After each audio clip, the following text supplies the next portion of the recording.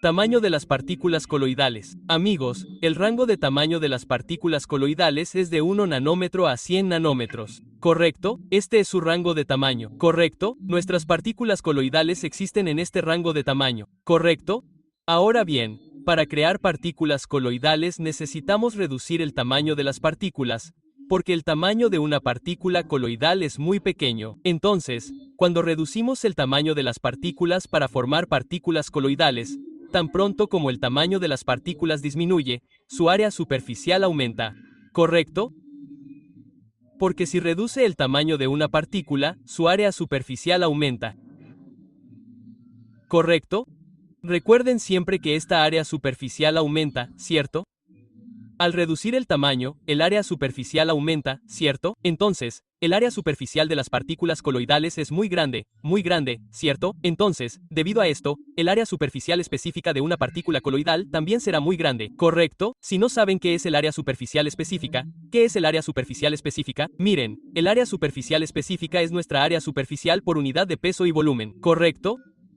Divide el área superficial por el peso o volumen de la partícula, de modo que se convierta en su área superficial específica. Vale, entonces el área superficial específica de una partícula coloidal también es muy alta. Vale, ahora bien, cuando una partícula coloidal tiene una gran área superficial y una alta área superficial específica, esto hace que las partículas coloidales tengan ciertas propiedades. Vale, entonces la primera propiedad es que las partículas coloidales pueden actuar como catalizadores. Vale, acción catalítica. Vale. Por ejemplo, nuestro platino actúa como catalizador solo en forma coloidal. Vale. Cuando rompes el platino en pequeñas partículas que existen como dispersiones coloidales, solo entonces actúa el platino como catalizador. Vale. Actúa como catalizador solo en el rango de tamaño coloidal. Vale. Segundo, el color de la partícula. Vale. Nuestra sal de oro rojo. Vale, cambia a azul. Si aumentamos el tamaño de partícula, ¿verdad? Entonces, para crear partículas coloidales, tenemos que disminuir el tamaño de partícula. ¿Qué significa eso? Si el tamaño de las partículas disminuye aquí, entonces nuestro color azul cambiará al color rojo del oro sólido. ¿Correcto? Esto también controla el color de la partícula. ¿Correcto? Tercero, el tamaño de las partículas, ¿cierto? Esto también se puede usar para la separación de partículas.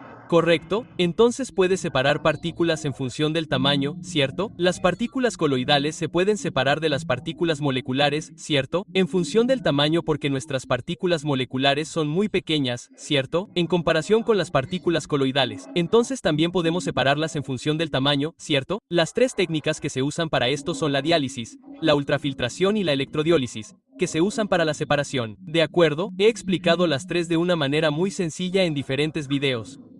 Encontrarás enlaces a ellos en la descripción. Bien, entonces, esta fue nuestra introducción al tamaño de las partículas coloidales, la forma de las partículas coloidales. Entonces, amigos, en este video, hablaremos sobre las formas de las partículas coloidales. De acuerdo, miren, la forma de una partícula coloidal es muy importante para nosotros. ¿Por qué? Porque cuanto más extendida sea la forma de la partícula, ¿vale? Cuanto más extendida sea la partícula, es decir, tendrá una forma aumentada, ¿vale?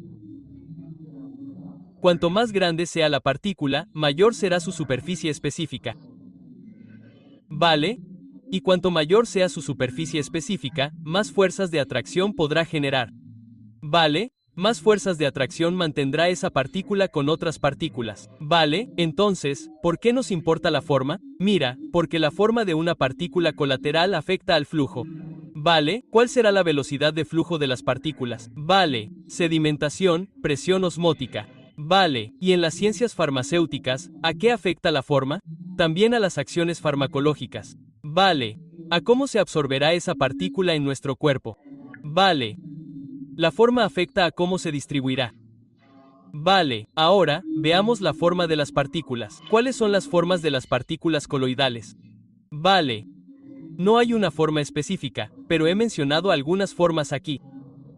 Parecen esferas. Vale, ahora bien, esta no es una esfera perfecta, vale, lo que significa que no es perfectamente esférica. Vale, son muy ligeras, es decir, tienen forma de esfera, no, tienen forma de varilla, no, hilos sueltos, no, e hilos ramificados como estos, no. He mencionado estas cuatro formas aquí.